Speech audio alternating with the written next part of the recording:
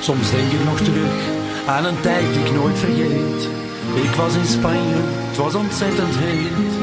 De taal die sprak ik niet, het ging me veel te snel. Maar het Spaans voor 2 biertjes, dat ken ik wel. Dos cervezas por favor, dos cervezas por favor, dos cervezas por favor. Elke Spanjaard heeft een snor, dos cervezas por favor.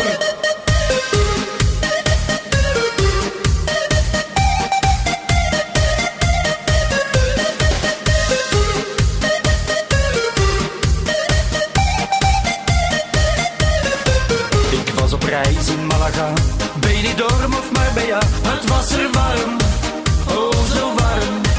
Ik zag haar zitten in een bar, ik was helemaal in de war. En ik wist, nee die laat ik nooit meer gaan. Ik vroeg wat is jouw naam, maar zij kon me niet verstaan. Ik zei me llamo Tom, en zij me llamo Conchita. Cervezas por favor, dos cervezas por favor, dos cervezas por favor. Elke Spanjaard heeft een snor, dos cervezas por favor.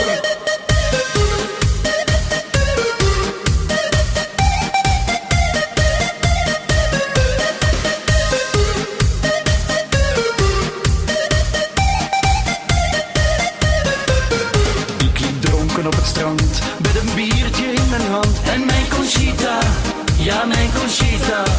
Haar ogen waren hemelsblauw. Ik kreeg het warm en dan weer kou. En ze vroeg me, kom je even mee met mij? Ze nam me bij de hand en gaf een zoentje op mijn mond. Toen werd ik het gewaar, haar bovenlip was goed gevuld met haar. Dos cervezas por favor, dos cervezas por favor, dos cervezas por favor. Conchita had een snor, dos cervezas por favor. Toen moest ik naar huis met het vliegmachine. Conchita met haar snor, die wil ik nooit meer zien. Ach, ik voel me rot, niet goed in mijn vel. Hoog tijd dat ik iets bestel. Mas cervezas por favor, más cervezas por favor, más cervezas por favor.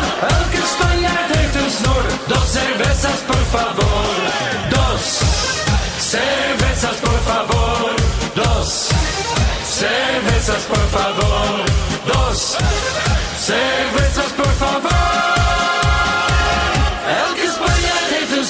Dos cervezas por favor, elke Spanjaard heeft een snor, dos cervezas